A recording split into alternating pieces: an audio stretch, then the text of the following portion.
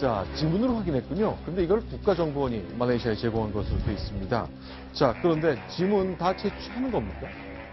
예, 김정은의 지문을, 김정남의 지문을 어디서 얻은 거죠? 아, 그거는 일본 들어갔을 때 도미니카 여권으로 걸렸지 않습니까? 그러면 그때 수용소에 며칠 있었죠. 일본 경찰도 절대 바보가 아니니까 생체 정보는 다 입수했다고 봐야 됩니다. 그다음에 저 친구 마카오에서 술집 여러 군데 갔는데 술병 이렇게 들면은 이런 컵에 지문 찍히지 않습니까? 이런 거 다 수집하죠. 네. 이렇게. 네. 자, 그러면 일단 그 장면으로 가보겠습니다. 공항에 가보면 일단 쓰러졌거든요. 일단 쓰러져서 사망 단계 이런 사람들은 이제 지문부터 확인하고 뭐 이런 게 이제 매뉴얼에 따라 그대로 가는 거겠군요. 자, 이 장면인데요. 계속 보겠습니다. 자, 국가정보는 이렇게 다 갖고 있던 거, 수사기관끼리 협조 굉장히 빨리. 굉장히, 제가 전혀 다른 얘기인데, 한번 국정원의 국정보대학원이라고 한번 가본 적이 있는데요. 네. 거기 갔더니, 모사드하고 방문 기념한 게 있고요. 네. 이집트 정보기관하고 서로 방문한 게 있더라고요. 서로 양쪽 원수 아니에요? 네. 그래서 모든 데는 다 교류하면서 필요하면 정보를 교환합니다. 이거 외교 루트로 하는 거 아닙니다. 그래서 저 정보는 일본 경찰이 입수했겠죠. 네. 저거 우리랑 교환하는 거. 대신에 우리도 뭔가 가는 겁니다. 대신에 도미니카 여권 쓴다는 걸 알려줬겠죠. 네. 제가 김정남에 대해서 말씀드리면 네. 김정남은 주치의가 프랑스에 있습니다.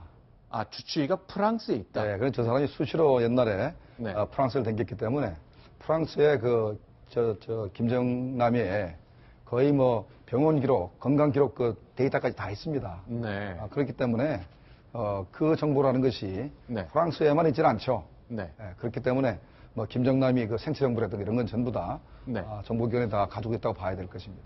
아, 프랑스 의수를 많이 빌리는군요. 김정남의 주치의도 프랑스에 있고 예전에 2008년도에 김정일이 뇌졸중으로 쓰러졌을 때 그 머리 엑스레이 사진 등등을 프랑스 의사를 보내다가 이메일 해킹돼서 우리가 확인하고 뭐 그런 적이 있었다고. 그렇죠. 그러니까 프랑스라는 나라가 굉장히 의사들이 개인 환자들에 대한 네. 정보를 철저하게 지켜주고 네. 보안을 지켜주기 때문에 북한이 프랑스를 주로 이렇게 프랑스 병원을 주로 이제 활용을 했습니다.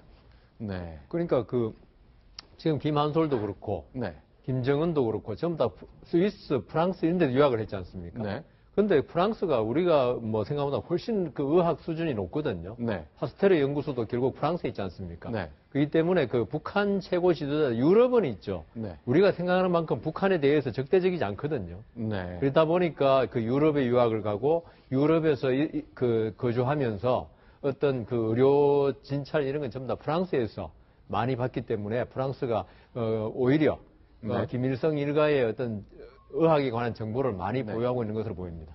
자, 일단 그런데 이게 사실이 맞는지 모르겠습니다. 2010년이니까 7년 전에 김정일이 중국을 방문했는데 호텔에 묵기도 하고 조호대라는 이제 그런 숙소에 묵기도 하잖아요. 그런데 자신의 생체 정보나 건강 정보를 바깥에 외출하지 않기 위해서 배설한 분비물 이런 것도 다 싸가서 다시 북한으로 가져간다. 네, 이게 맞는 겁니까? 그래서 일단 싸가지고 간다고 봐야 될 겁니다. 아마 변기를 열차에 싣고 다니면서 네. 그 변기를 갖다 놓고 김정일이가 네. 사용했을 가능성이 높습니다. 왜 그런다면 벌써 2008년 8월 달에 네. 김정일이가 쓰러졌거든요. 그렇죠. 뇌졸중으로 쓰러졌는데 네. 남은 수명이 한 3년 정도 된다라고 당시에 판단을 했습니다. 그렇죠. 정말 3년 만에 죽었어요. 네. 그렇기 때문에 모든 정보기관의 관심이 김정은이가 어떤 건강 상태인가를 알고 싶어 하거든요. 네. 그래서 북한 바로 경호원들이 김정일이의 그런 건강 정보가 노출 안 되도록 네. 아마 변기를 싣고 다니면서 자기네 변기를 썼을 가능성이 있습니다. 또 하나가 있습니다. 이라크 전쟁 때 후세인이 도망가다가 맨홀 네. 뚜껑에서 잡혔지 잡혔죠. 않습니까? 그다음에 카다피도 도망가다 잡혔지 않습니까? 네. 그다음에 후세인은 법정에 섰지만 저 사람은 바로 죽었지 않습니까? 그렇죠. 그럼 이 사람이 카다피인지 후세인인지 미국이 어떻게 알아요?